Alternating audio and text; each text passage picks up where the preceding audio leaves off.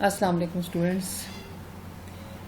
कल हमने अपना chapter number 3 coordination and control start किया और हमने सबसे पहले कोऑर्डिनेशन की डेफिनेशन पढ़ी और उसके बाद हमने देखी इसकी टाइप्स और हमने देखा कि कोऑर्डिनेशन जो है it is brought about by two types of system. Number 1 nervous system and number 2 chemical coordination और which is brought about by endocrine system.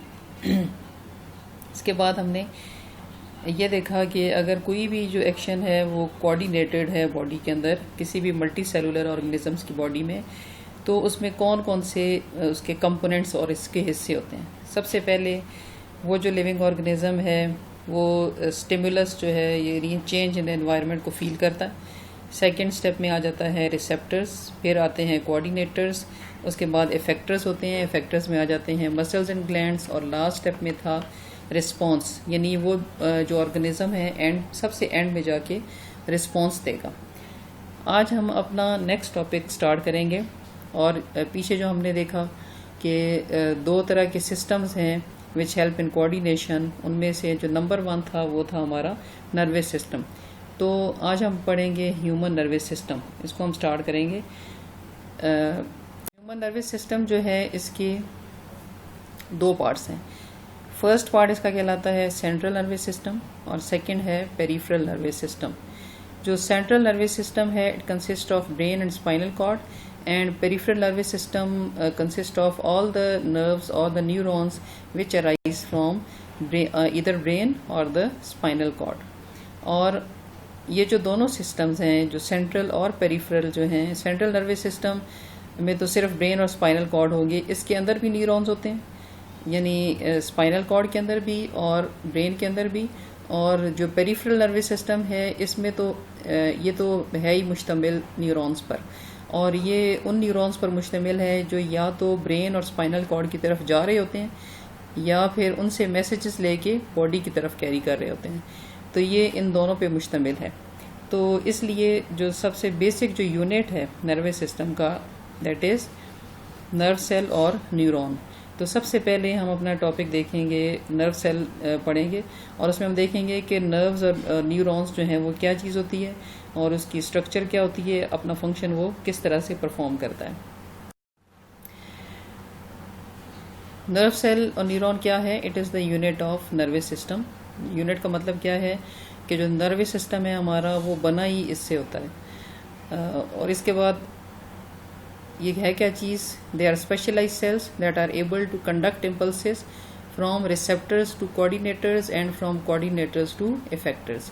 यानी ये स्पेशल किस्म के सेल्स हैं जो आपने कल पढ़ा था कि रिसेप्टर्स क्या होते हैं? They are the sense organs which carry messages towards the brain and spinal cord and brain and spinal cord are the coordinators. तो रिसेप्टर से मैसेजेस ये कैरी करते हैं towards the coordinators that is brain and spinal cord, और उसके बाद from coordinators to effectors, यानी वहाँ से अब वो जो डिसीजन लेंगे उसके अकॉर्डिंगली जो मैसेज होगा वो अब ये लेके जाएंगे टूवर्ड्स द इफेक्टर्स।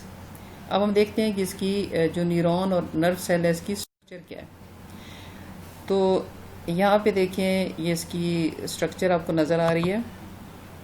इसके जो मेजर पार्ट्स हैं वो दो पार्ट्स हैं। ये जो ऊपर वाला इसका पोर्शन है इसे कहते हैं इसकी सेल बॉडी, और सेल बॉडी जो है it is the major part of the neuron, और इसमें ज़्यादातर जो इसका जो साइटोप्लाज्म है वो यहाँ पे प्रेजेंट होता है। ये देखें यहाँ पे इसका साइटोप्लाज्म है इस सारे एरिया में, और सेंटर में है इसका न्यूक्लियस, ये आपको नज़र आ रहा है। और इससे अब दो तरह के प्रोसेसेस जो हैं अराइज हो रहे हैं। ये देखें, एक ये हैं, ये प्रोसेसेस हैं, इन्हें कहते हैं डेंड्राइट्स। ये देखें ये हर तरफ फैले हुए हैं, और इनका काम क्या है कि ये मैसेजेस लेके आते हैं टूवर्ड्स द सेल बॉडी, यानी किसी भी और न्यूरॉन से जो मैसेजेस लेके आने हैं वो लेके आ रहे हैं सेल बॉडी की तरफ। इसके बाद जो दूसरा एक बड़ा सा प्रोसेस इससे अराइज होता है that is called the axon. ये पूरा एक्सॉन है, और एक्सॉन का काम क्या है कि ये डेंड्राइट्स के ऑपोजिट इनका काम है। डेंड्राइट्स जो हैं वो मैसेजेस कैरी करते हैं टूवर्ड्स द सेल बॉडी, और ये जो एक्सॉन है it carries messages away from the cell body, cell body से दूसरी की तरफ लेके जाता है, यानी किसी दूसरे न्यूरॉन की तरफ। अब हम ये देखेंगे कि एक्सॉन जो है उसकी स्ट्रक्चर क्या है। आपको नज़र आ रहा है कि ये एक थ्रेड लाइक स्ट्रक्चर है, और ये जो है इसके ऊपर ख़ास किस्म के सेल्स होते हैं। ये देखें, ये हैं शॉन सेल्स, ये इसके ऊपर प्रेजेंट होते हैं। ये देखें, ये शॉन सेल्स हैं, और ये जो शॉन सेल्स हैं ये एक फैट की लेयर सिक्रीट करते हैं। येलो सी आपको नज़र आ रही है, फैट्स की एक लेयर जो है ये कुछ एक्सॉन्स में सिक्रीट करते हैं, और इस फैट की लेयर जो है इसके दरमियान में कुछ एम्प्टी स्पेसेस होते हैं। ये देखिए, ये खाली जगह है, ये वाली एक ये है, इन्हें हम कहते हैं नोड्स ऑफ रेनवियर। तो नोड्स ऑफ रेनवियर जो हैं they are the empty spaces present between the successive layer of fats which are secreted by the Schwann cells. तो शॉन सेल्स जो हैं they are the special neuroglial cells present on the axons. और अब क्या होता है कि जिस वक्त मैसेजेस आते हैं किसी भी दूसरे न्यूरॉन से, they are carried by the dendrites towards the cell body, और फिर जो सेल बॉडी है ये आगे भेजती है टूवर्ड्स द एक्सॉन, और एक्सॉन अब इसे अब लेके जाएगा आगे। तो ये जो मैसेज कैरी हो रहा होता है उसे हम कहते हैं कि ये एक नर्व इम्पल्स यहाँ से गुजर रही होती है, यानी जो न्यूरॉन के अंदर जो भी मैसेज आ रहा है that is called the nerve impulse. अब नर्व इम्पल्स जो है जिस वक्त इस तरह के एक्सॉन्स में से पास होती है कि जिनमें ये फैट्स की लेयर डिपॉजिट हुई हुई है, तो ये जो चूँकि फैट्स की जो लेयर है ये इंसुलेशन का काम करती है, तो इसमें से चूँकि वो इलेक्ट्रिकल सिग्नल्स होते हैं नर्व इम्पल्सेस, इसलिए आपको पता है कि जो जहाँ पे भी कोई भी जो तार होती है जब वो प्लास्टिक कवर में बंद होती है तो उसमें से बिजली गुजर नहीं सकती, उसको हम इजीली पकड़ लेते हैं। तो बिल्कुल इस तरह से ये जो है इसमें से चूँकि एक्सॉन में से इलेक्ट्रिक करंट की तरह से नर्व इम्पल्स पास होती है, तो उन एरियाज़ में से ये पास नहीं हो सकती जहाँ पे ये फैट्स की लेयर प्रेजेंट होती है, तो ये सिर्फ वहाँ से पास होती है जो दरमियान के एरियाज हैं यानी ये नोड्स जो हैं, नोड्स ऑफ रेनवियर। तो ये अब किस तरह ट्रेवल करती है, यहाँ से होती हुई इधर आती है, फिर इधर से इधर आती है, यानी एक नोड ऑफ रेनवियर से दूसरे में, दूसरे से तीसरे में जंप करती हुई आती है, और इसी तरह से जंप करती हुई ये एंड पे चली जाती है टर्मिनल जो एक्सॉन्स होते हैं, एक्सॉन के टर्मिनल यानी उसके एंड्स पे यहाँ पे पहुँच जाती है, और फिर यहाँ से ये लिंक होता है दूसरे न्यूरॉन के साथ, और इस तरह से मैसेज आगे चला जाता है। तो इस तरह की जो नर्व इम्पल्स होती है वे jumps from one node of Ranvier to the other, that is called the saltatory और जंपिंग इम्पल्स। सॉल्टेटरी का मतलब होता है जंपिंग, क्योंकि ये जंप कर रही है एक नोड ऑफ रेनवियर से दूसरे तक। जी, अब हम देखेंगे कि न्यूरॉन्स की कितनी टाइप्स हैं। अब इनकी टाइप्स किस बेस पे हैं कि ये मैसेज कहाँ से किस तरफ को लेके जा रहे हैं। अगर ये सेंस ऑर्गन से लेके जा रहे हैं सेंट्रल नर्वस सिस्टम की तरफ, जैसे यहाँ पे आपको नज़र आ रहा है, ये है सेंसरी रिसेप्टर्स, यानी फॉर एग्जांपल स्किन है, तो स्किन के अंदर जो न्यूरॉन्स होंगे उन्हें हम कहते हैं सेंसरी न्यूरॉन्स।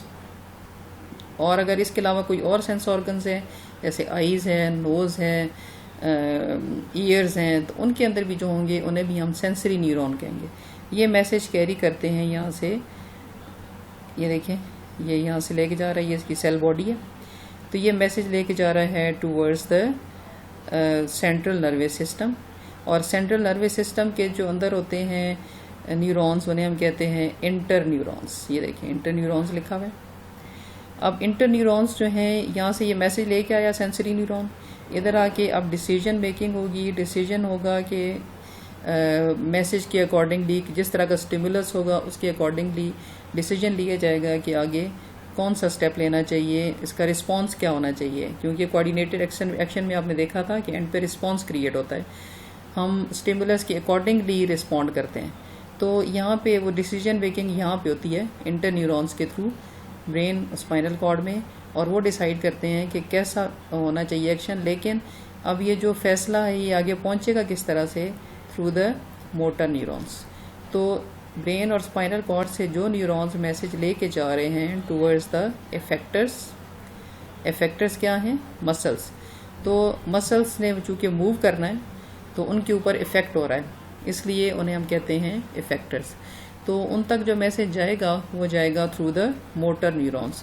तो बेसिकली तीन टाइप्स होती हैं न्यूरॉन्स की, sensory, inter and motor neurons. Sensory neurons carry message from sense organs to the central nervous system.